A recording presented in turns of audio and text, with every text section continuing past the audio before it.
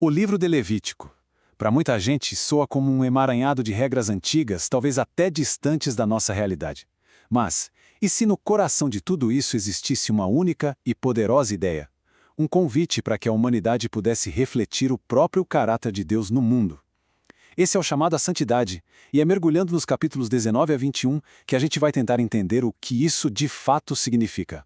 E tudo, absolutamente tudo, começa com esta frase. Veja bem, isso não é uma sugestão. É a base, o pilar lógico por trás de cada lei que vamos ver. A santidade do povo não era um fim em si mesma. Não era sobre seguir regras por seguir. Era sobre ser um espelho da santidade do próprio Deus. É o porquê que dá sentido a todo o resto.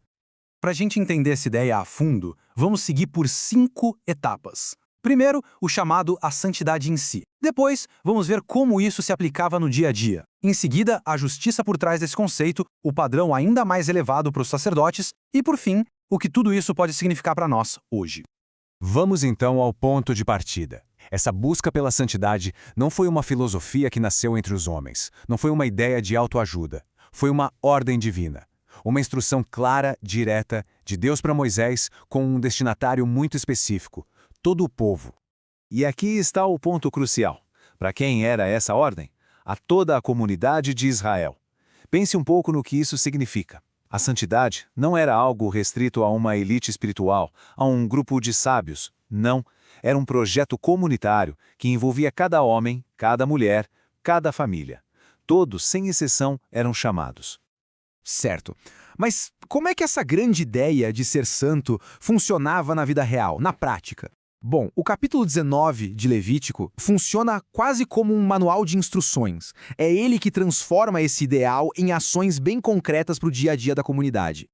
E repare só por onde a santidade começa. Não é com rituais complexos, é com justiça social. O texto se preocupa, antes de mais nada, com o tratamento dado aos mais vulneráveis: os pais, os pobres, os estrangeiros, os trabalhadores, as pessoas com deficiência. Ser santo, em primeiro lugar, significava ser justo e ter compaixão.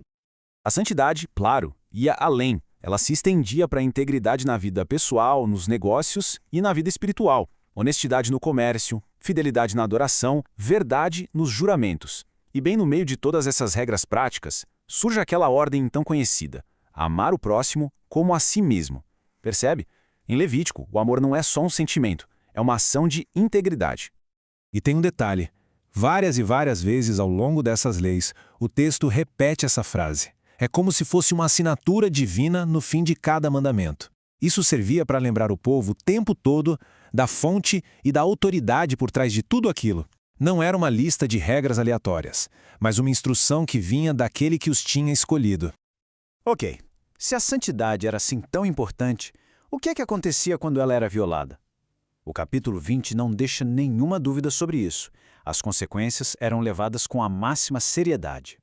As punições, como a gente pode ver, eram severas, muitas vezes levavam à morte. Mas por quê? Porque essas transgressões, como a idolatria, a feitiçaria ou a imoralidade, não eram vistas apenas como um erro individual, eram vistas como uma contaminação perigosa para todo o povo, uma ameaça que precisava ser removida para preservar a santidade da comunidade inteira.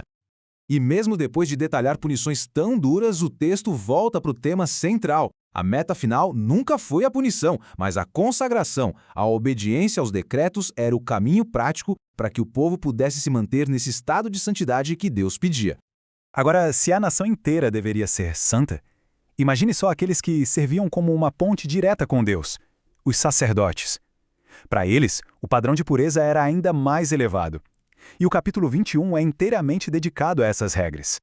Aqui, a gente vê uma distinção bem clara. Todos os sacerdotes já tinham regras bem rígidas sobre luto, casamento e até sobre a aparência. Mas o sumo sacerdote, que era quem entrava no lugar mais sagrado de todos, tinha restrições ainda maiores. Ele não podia se contaminar nem mesmo pela morte dos próprios pais. É uma ilustração muito forte de um princípio.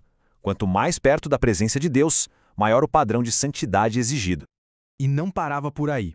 A perfeição física era exigida de quem ministrava no altar, como um símbolo da perfeição do próprio Deus. A conduta da família do sacerdote também refletia nele, e o respeito pelas ofertas era fundamental.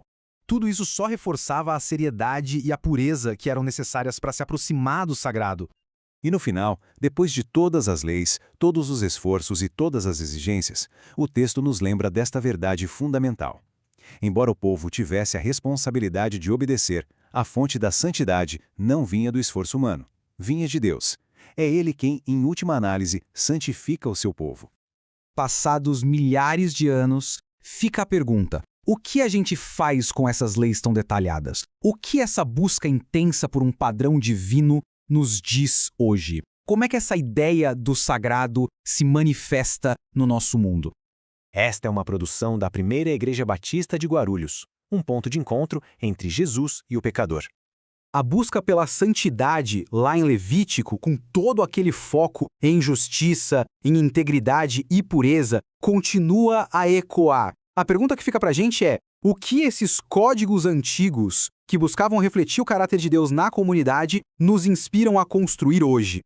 Se essa reflexão sobre Levítico trouxe alguma perspectiva nova para você, a conversa pode continuar. Inscreva-se no canal, curta o vídeo e deixe sua opinião nos comentários. A gente agradece a sua atenção e até a próxima.